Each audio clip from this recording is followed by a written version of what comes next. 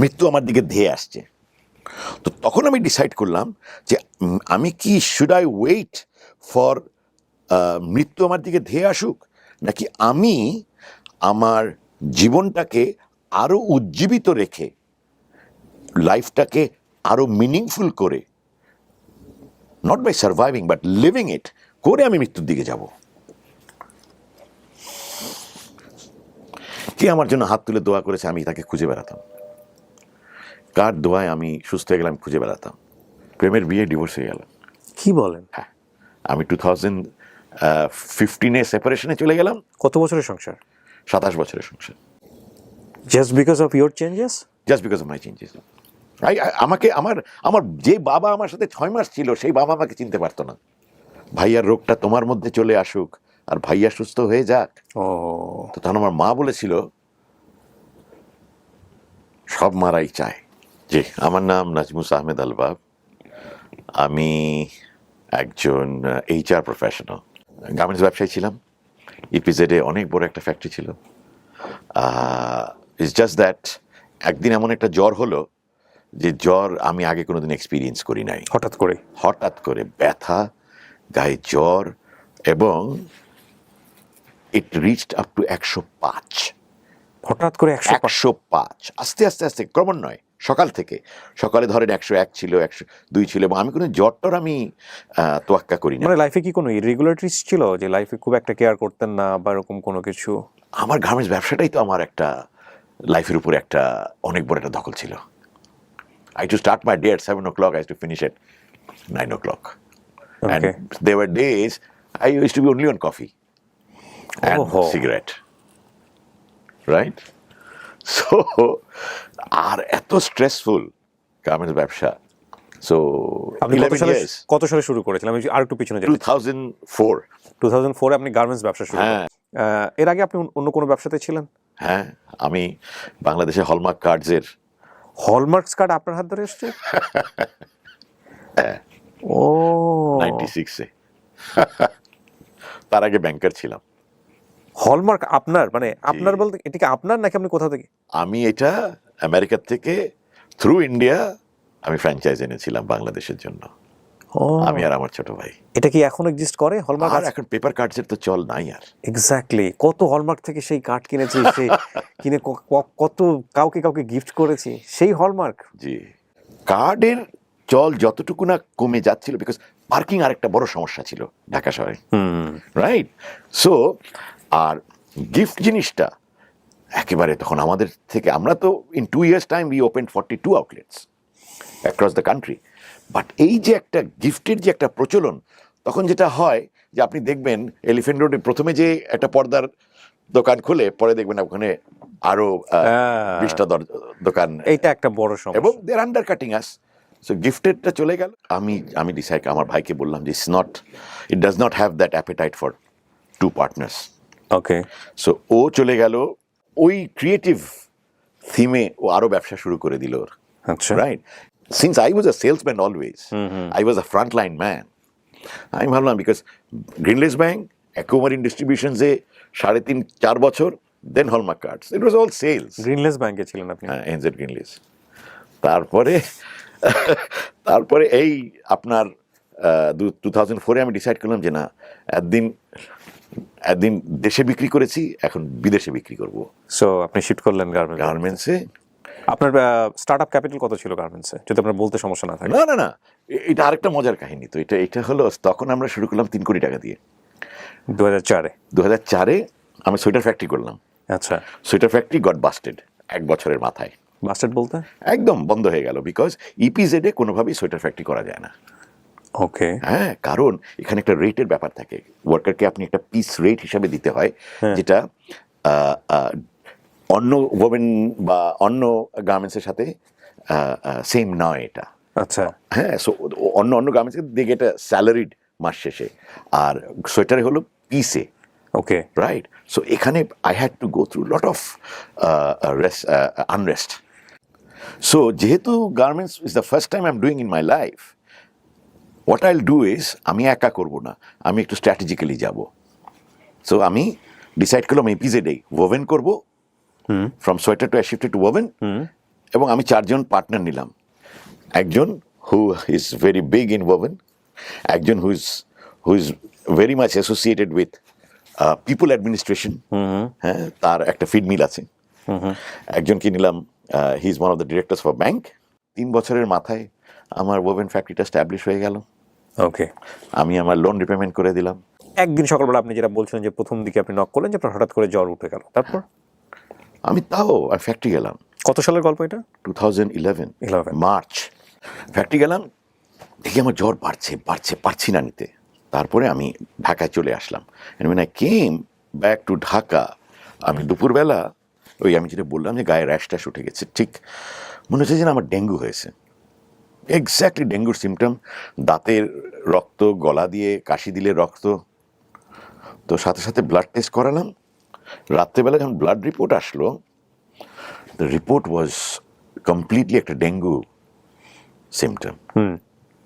Doctor বলল যে আপনি থাকতেও পারেন, নাও থাকতে পারেন।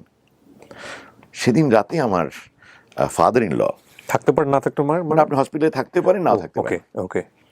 আমার ফাদার ইন ল বললেন যে না, তুমি মানে ফেরত যাও, কারণ 30,000-এ তোমার প্লেটলেট নেমে গেছে, don't take a chance. And trust me, if I did not go back for that night, if I had not gone back, I wouldn't have been sitting here today. Because আমি যখন আবার গেছি, by then my platelets came down to 10,000. ও, এবং instantly আমাকে blood transfusion দেওয়া হলো, এইচডিইউতে রাখা হলো। পরের দিন সকালে out of nowhere they came and did a bone marrow aspiration. এবং সচরাচর বোন ম্যারো তো ফট করে কেউ করে না, আমার ফ্যামিলি থেকেও করতে দিচ্ছিল না, কিন্তু আমি বললাম যে করেন।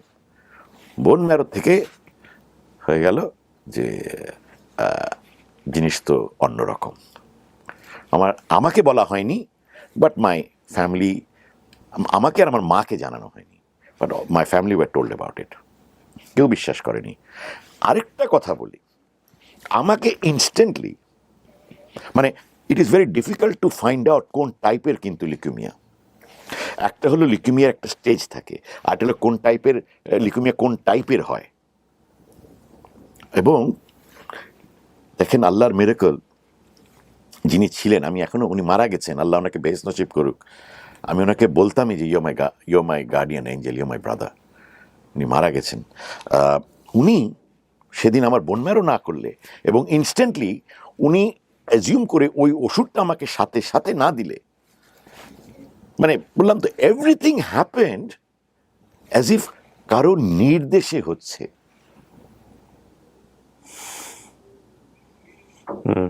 আমার দেখেন,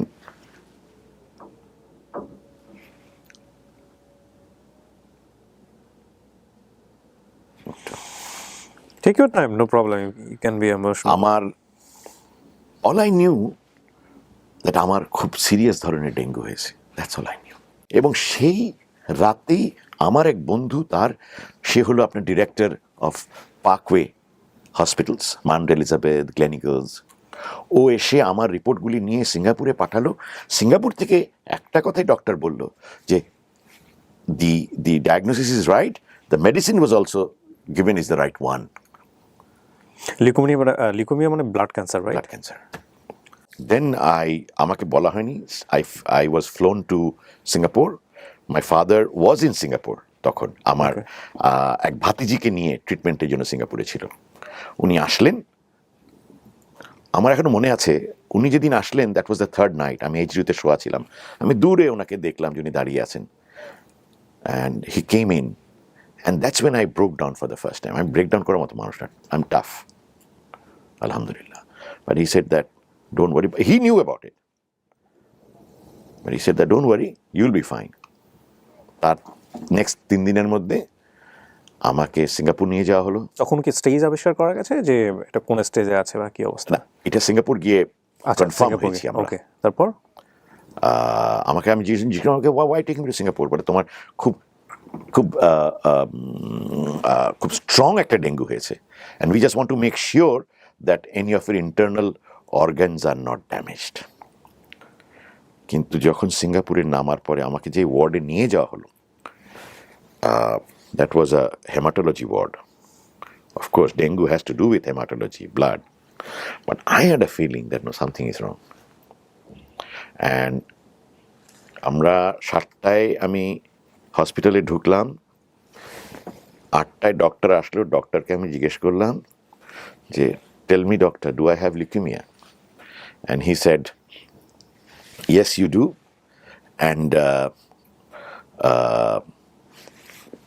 and you have chosen the perfect one. You have chosen the perfect one. মানে সে আমার সাথে মানে মকারি করছে। আমি বললাম যে means yeah, if any of my patient has leukemia, I always suggest them to catch this one. হ্যাঁ, আমি বললাম because you'll be fine. বলে so I'm not going to die. Well, of course you will die. But not from leukemia.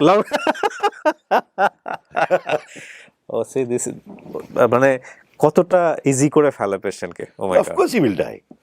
Today or tomorrow you have to. Tomorrow, but not from leukemia. আমি সিঙ্গাপুরে একটা অ্যাপার্টমেন্টে গিয়ে উঠলাম, আমার আব্বা আম্মা সব সহ। একদিন তো আমার আমার হসপিটাল বন্ধু বান্ধব আসছে, আমার এও আসছে, বিকজ আমার সিঙ্গাপুরে আমার অনেক বন্ধু বান্ধব ওখানে আছে। তো এই ঠিক অ্যাপার্টমেন্টে যেদিন আমি মুভ করলাম, সেদিন থেকে আই স্টার্টেড ফিলিং দ্যাট আমি একটা বক্সের মধ্যে, বা যখনই চোখ বন্ধ করি আমি দেখতাম যে আমি একটা সেই ফাইনাল ডেস্টিনেশন, হ্যাঁ, গ্রেভিয়ার্ড। গ্রেভিয়ার্ড তো কিন্তু এবং ডক্টর বলে তুমি দেশে যাও ফেরত, প্রিপেয়ার হয়ে আসো, because you'll have to B here for next 6 months. Chemotherapy. হ্যাঁ, অ্যান্ড ওই 6 মাস জন্য আমি যখন ঢাকার পথে রওনা হলাম, ওই ফ্লাইটে আপনি জানেন একটা কাগজে আমার বাবা আমাকে একটা কাগজ দিল, খবরের কাগজ, ওখানে লেখা, ওখানে দেখানো যে দেখেন, মানে এটা বললাম তো, মানে এভরিথিং ইউল ফাইন্ডস, যে সবার মানে একটা একটা যে ডিভাইন পাওয়ারের একটা নির্দেশে হচ্ছে। কাগজে একটা লেখা, একটা মেয়ের ছবি দেওয়া, লেখা যে লিউকেমিয়ার রোগী, সাহায্য প্রার্থী। আমার যে টাইপ ওর সেই টাইপ। আমাকে যে ওষুধটা ওরাল দেওয়া হয়েছিল সেই ওষুধটার জন্য টাকা করছে, ওর কেমো দেওয়া হয়ে গেছে। আমি আসলাম, 7 দিন যে ঢাকায় ছিলাম, নিজেকে র্যাপ আপ করার সাথে সাথে ওই মেয়েটার 1 বছরের চিকিৎসার মাসে বোধহয় 40,000 টাকার মতো লাগতো।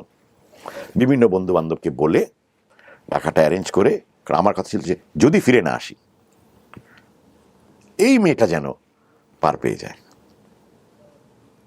Yeah, then I was there for 6 months, and so many transformations that I've been through over that period of 6 months, so many change of ক্যান্সারে মানুষ মারা যাচ্ছে, ক্যান্সার মানুষের, তখন তো আমি ক্যান্সার সম্বন্ধে তো জানি না, আর ক্যান্সার হচ্ছে সবার, কেউ চিকিৎসা পাচ্ছে, কেউ পাচ্ছে না, কিন্তু আমি একটা 5-star হসপিটালে আমি চিকিৎসা নিচ্ছি। আমার বাবা আমার পাশে আছে, আমার মামারা আমার পাশে আছে, আমার বন্ধু বান্ধব আমার পাশে আছে, কেউ কেউ আমাকে ফাইন্যান্সিয়ালি সাপোর্ট করছে, কেউ কোনো না কোনোভাবে I am blessed and I am being loved. So আমি আমার বোনজামাই বলেছিল যে anybody would give an arm or a leg to be way you are. এটা একটা number 1। Number 2, my father said you are blessed because you are going to be the blessing for those who are not as blessed as you are. Our realization was very simple. Number 1, the day, it took me about 2 months to come out of that feeling that no, I will survive. Trauma, actually তো trauma হয়ে যায়। And I used to feel that মৃত্যু আমার দিকে ধেয়ে আসছে।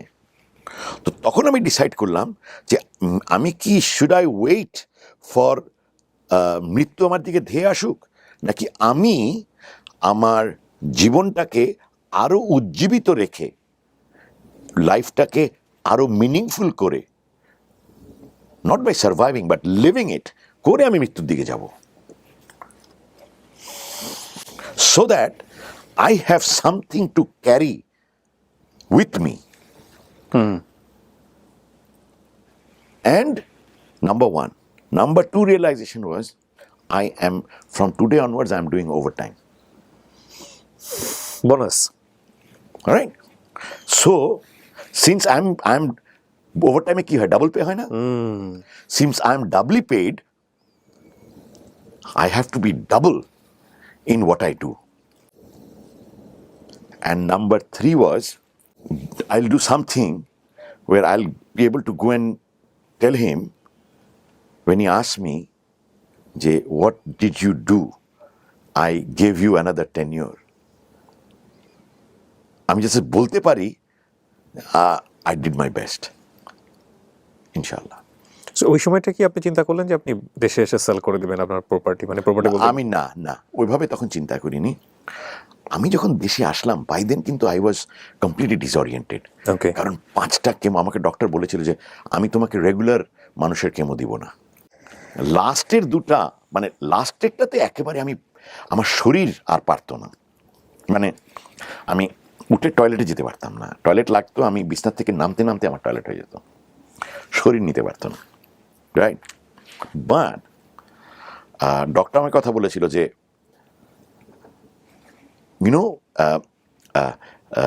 why you are being able to take it? Because you are still alive.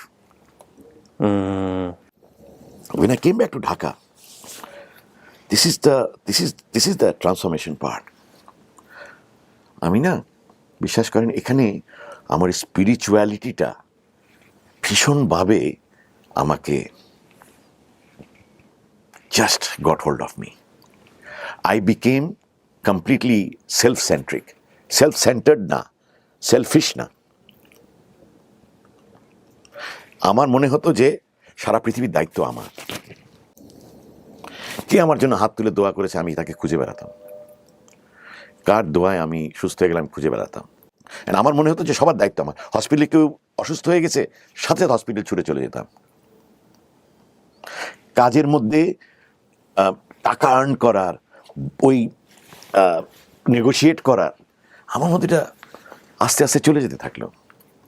I just could not become the person who wanted to drive a Pajero, who wanted to go to holiday every quarter. I was not that person anymore. I started to write poems. I started to write আর সব কিছুতে একটা কৃতজ্ঞতা ভাব চলে আসলো। And then I decided, but at the same time it had an effect on my family. Yeah, definitely. ঠিক মনে হচ্ছিল যে এত চেনা মানুষের ভিড়ে, আমি সবাইকে চিনি কিন্তু কেউ আপনাকে আমাকে চিনতে পারছে না। এবং আমাকে ডক্টর বলেছিল যে it will be very hard, you'll have to be very careful, because it will be very hard to hold back your family. কারণ অনেক ক্যান্সার পেশেন্ট আছে, দেখা যায় যে এই মেন্টালিটির কারণে আপনার চিকিৎসার পরে গিয়ে দে ফল অ্যাপার্ট। আমারও তাই হলো, প্রেমের বিয়ে, ডিভোর্স হয়ে গেল। কি বলেন? হ্যাঁ, আমি 2015 সেপারেশনে চলে গেলাম। কত বছরের সংসার? 27 বছরের সংসার। Just because of your changes? Just because of my changes. আমাকে আমার যে বাবা আমার সাথে 6 মাস ছিল, সেই বাবা আমাকে চিনতে পারতো না। এই ছেলেটা কি করো, কি পাগল, এরকম করে কেন? মানুষের একটু দেখলে কেঁদে দেয়, মানে রীতিমতো weird. Okay. But I was not mad. I was not a crazy human being. It's just that I transformed. It's a beautiful thing. আপনি যদি বুঝতে না পারেন তাহলে আপনার জন্য খুব ডিফিকাল্ট হবে দর্শক। সেটা হচ্ছে যে কৃতজ্ঞতা বোধটা ওনার এক্সট্রিম লেভেলের ছিল, যে বিকজ আমি তো বোনাস লাইফ লিড করি, এই জীবনটা আমি দেখেছি, এটা আমাকে কিছু দেয়নি। সো আমি যখন ফিরে যেতে চাই আমার সৃষ্টিকর্তার কাছে, আমি যেন তাকে বলতে পারি যে তুমি আমাকে যে বোনাস লাইফটা দিয়েছো সেটা আমি এই কাজটা করে এসেছি, আমি যেন তার সামনে দাঁড়াতে পারি। সো দ্যাট ওয়াজ হিজ মোটো। কি অসাধারণ গল্প। তারপর আমার মায়ের খুব শখ ছিল আমি ফিরে আসলে আমাকে উমরা নিয়ে যাবে, এবং আমার মা কিন্তু তার নিজের টাকা দিয়ে নিয়ে গেছিল। উনি ছোট্ট একটা ব্যবসা করতেন, যে আমি কারো টাকা নিয়ে যাবো, আমি আমার টাকা নিয়ে যাব। এবং উনি ওখানে স্ট্রোকের পরে যখন আমার বোন ওনাকে জিজ্ঞেস করেছিল যে তুমি নিশ্চয়ই কিছু একটা ওখানে চেয়েছিলা, আমার মা বোন বলতে পারছে না, তা বলছে তুমি কি চেয়েছিলা যে ভাইয়ার সব কিছু, ভাইয়ার রোগটা তোমার মধ্যে চলে আসুক আর ভাইয়া সুস্থ হয়ে যাক? ও তো তখন আমার মা বলেছিল সব মারাই চায়, মাসে লক্ষ লক্ষ টাকা আমার স্যালারি, গাড়ি বাড়ি, only a madman can do this. But আমার পথ তো কেউ চলেনি, এবং আমার মনে হতো যে গার্মেন্টসটা আমার জন্য একটা অনেক বড় লায়াবিলিটি। যদি আমার কোনো ভুল ডিসিশনে, আমার কোনো স্টক লট হয়নি, যদি আমার কোনো ভুল ডিসিশনে স্টক লট হয়ে যায় তাহলে আমার গার্মেন্টসটা তো বন্ধ হয়ে যাবে। আমি বলছি আমার কনফিডেন্স চলে গেছে, আমার কনফিডেন্স ইজ দেয়ার, জাস্ট সব কিছু নিয়ে আমি একটু বাড়াবাড়ি চিন্তা করা শুরু করতাম। তো এবং আমি চিন্তা করলাম যে তাহলে আর ফ্যাক্টরিটা বন্ধ হয়ে গেলে আমার পার্টনাররা তারা লস করবে, আমার ওয়ার্কাররা চাকরিচ্যুত হয়ে যাবে, তাহলে আমার এইটা থাকা উচিত না। I should give it to someone who can run it well. ওই তখন যার সাথে আমি পার্টনারশিপ করলাম, যার ইপিজেডে একটা অলরেডি আউটফিট আছেন, উনি তখন টেক ওভার করলেন পুরাটা। Came the real hard time, টাকা নাই, পয়সা নাই, ইনকাম নাই। এদিকে আমি এই ক্যান্সারটাকে আমি 2015, বাকি সব দিকে আমার নজর নাই, 2015-তে আমি এই বাংলাদেশ ক্যান্সারের ট্রাস্ট, যেটা এখন ওটাকে ফাউন্ডেশন করলাম, কারণ বাই দেন আমি রুগী ট্রিট করতে করতে প্রায় ডেইলি আমার মাসে আমার 5-6টা রুগী থাকেই। সব নিজের পকেটের পয়সা থেকে? নিজের পকেটের পয়সা প্লাস মানুষের কাছ থেকে নিয়ে নিয়ে দিচ্ছি। আচ্ছা, কিন্তু কোনো প্রাতিষ্ঠানিক রূপ নাই তো। ওকে, আমি ওইদিকে একেবারে মানে ফুল ডিভোশন ওইদিকে? ফুল ডিভোশন ওইদিকে আমার চলে যাচ্ছে। You only focus on Cancer Aid Foundation? আমি পিপল ডেভেলপমেন্টে চলে গেলাম, HR প্রফেশনাল বললাম, আমি এইটা করি। আর আমার একটা বড় নেটওয়ার্ক আছে, বিকজ কর্পোরেট লেভেলে তাদের নিয়ে আমি আরেকটা লিডারশিপের উপরে একটা প্রজেক্ট করেছি। It's also a trust, senior লিডারদেরকে গ্র্যাজুয়েটস অ্যান্ড জুনিয়র লিডার্সদের সাথে কানেক্ট করাই। আর আমার মেন আয়টা আসে লাইট হাউস বাংলাদেশ থেকে, যেটা হলো আমার আমি training programs, people assessment, consulting, management consulting, business process management, এটা আমি করি। আমি রিসেন্টলি একটা প্রজেক্ট করেছি কল আলোক নিবাস, যেখানে একটা ক্যান্সার পেশেন্ট এসে চিকিৎসাধীন অবস্থায়, যারা প্রান্তিক, যারা আসার পরে যাদের নুন আনতে পান্তা ফুরায়, বা এই ধর পেশেন্টদের নিয়ে আমি এখানে এদেরকে রাখি। তাদেরকে আমরা 4টা জিনিস দিয়ে সাপোর্ট করি। একটা হলো they get a shelter, right, that's number 1, and it's a very nicely done একটা শেল্টার। নাম্বার 2 হচ্ছে আমরা তাদেরকে রাইট ডায়েট দিই, রাইট খাবার দিই, পুষ্টি, যেটা তারা পায় না, এবং এটা খুবই প্রয়োজন।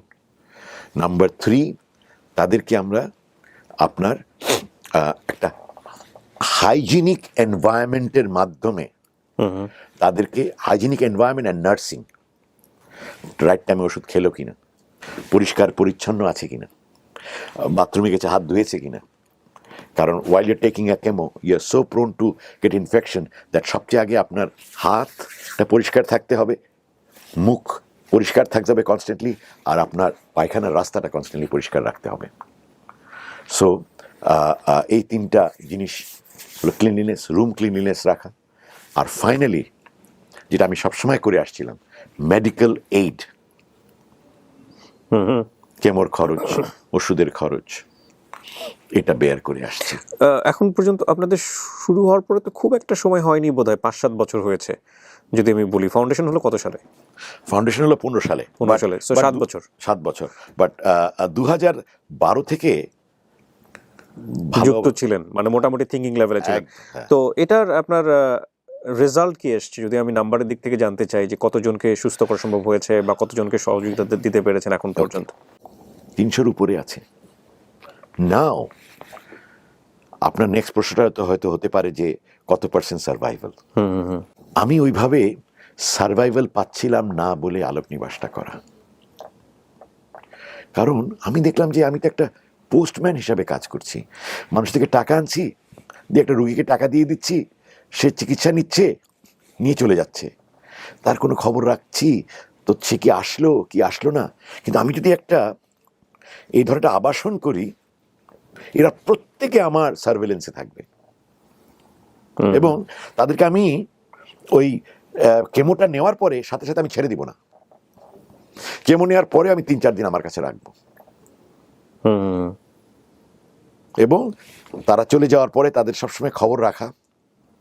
তাদের এতটুকু শরীর খারাপ হলে আমি বলেছি যে তোমরা সাথে সাথে চলে আসবা, টাকা না থাকলে আমি যাতায়াতের ভাড়া দিয়ে দিব, চিন্তা করো না, চলে আসবা। এবং হসপিটালগুলির সাথে আমার একটা ডক্টরদের সাথে আমাদের একটা যোগাযোগ আছে। সমস্যা তখন পর্যন্তই সমস্যা যতক্ষণ পর্যন্ত এই সমস্যা নিয়ে কেউ সমাধানের চেষ্টা না করে। মানে হিউম্যান লাইফ বা হিউম্যান রেস, অনেক ফিলোসফাররা বলেন যে এত দূর পর্যন্ত এসছে তার প্রধানতম চালিকা শক্তি হচ্ছে সমস্যা। মানে আমাদের জীবনে যদি সমস্যা না থাকতো তাহলে হয়তো আমরা আজকের এই যুগে বসবাস করতাম, এবং আমাদের এই বর্তমান যুগেও নানা রকমের সমস্যা আছে। তো সেই সমস্যাগুলোই হয়তো আমাদেরকে আরও আধুনিকতর পৃথিবীর দিকে নিয়ে যাবে। আমি এই অনুষ্ঠানে বসে খুব মহান একজন মানুষের কথা মনে করতে চাই, যেই মানুষটিকে আমরা হারিয়েছিলাম ঠিক এই ক্যান্সারেই, আমাদের অন্যতম একজন সাহিত্যিক, অন্যতম একজন লেখক হুমায়ুন আহমেদ। ওনার জীবনের শেষ একটা ইচ্ছা ছিল, আপনারা ওনার সেই প্রথম আলোতে যে ইন্টারভিউগুলো উনি যখন দেশের বাইরে ছিলেন সে সময় প্রথম আলোতে উনি ওনার কথাগুলো লিখছিলেন। তো আমি ওনার খুব একনিষ্ঠ পাঠক ছিলাম। তো উনি বলেছিলেন যে যদি বাংলাদেশ, অনেক সময় তো কোনো একটা টেলিভিশন ইন্টারভিউ বলেছিলেন যে যদি আল্লাহ আমাকে সার্ভাইভ করার সুযোগ দেয় তাহলে সেটা হচ্ছে ওই বঙ্গোপসাগরে যাব, গিয়ে হচ্ছে 2 পা ধুবো, 2 পা ধুয়ে ওইখান থেকে হচ্ছে টাকা কালেকশন করা শুরু করব একটা ক্যান্সার হাসপাতালের জন্য। এবং ওনার স্বপ্ন ছিল, উনি শেষ জীবনে স্বপ্ন দেখেছিলেন যে উনি একটা ক্যান্সার হাসপাতাল করবেন যেখানে সাধারণ মানুষের ট্রিটমেন্ট হয়। আপনি যখন এই গল্পগুলো বলছিলেন না, যে আপনার যে রিয়েলাইজেশনটা, এটার সাথে আমি গল্পটাকে কানেক্ট করার চেষ্টা করছিলাম যে ওনার আসলে রিয়েলাইজেশনটা কেন হয়েছিল তাহলে। হ্যাঁ, কারণ উনিও হয়তো অনুভব করেছিলেন যে যারা আপনাদের মতো ব্লেসড বা আমাদের মতো ব্লেসড, তারা একটা ক্যাটাগরি হয়তো একটা ট্রিটমেন্টের মধ্যে পায়, কিন্তু যারা একেবারেই প্রান্তিক পর্যায়ের মানুষ, নুনান্তে পান্তা ফোরায়, ওই মানুষটার যখন এই ধরনের রোগের মধ্য দিয়ে যেতে হয় তাহলে তার জীবনে কত বড় ভোগান্তি অপেক্ষা করে। তো সেই রিয়েলাইজেশনটা আমাদের মধ্যে আছে মানেই হলো কিছু না কিছু করা সম্ভব ইনশাল্লাহ। তো আমি অবশ্যই ধন্যবাদ জানাই যে আপনার মতো মানুষরা এসব চিন্তা করছেন, এবং আমাদের মতো মানুষের জায়গা থেকে এইসব চিন্তাকে এগিয়ে নেওয়ার জন্য দায়িত্ব আছে। আমি স্যার আপনাকে ধন্যবাদ জানাই, আপনার রিয়েলাইজেশন আজকে আমাকে অনেক কিছুই শেখালো, আমি ব্যক্তিগতভাবে অনেক কিছু শিখলাম, এবং এই অনুষ্ঠান থেকে আমার দর্শকরা যেরকম শেখেন আমিও শিখি। অনেক ভালো থাকবেন আপনি। থ্যাংক ইউ ভেরি মাচ, আপনাকে অশেষ ধন্যবাদ। আসসালামু আলাইকুম।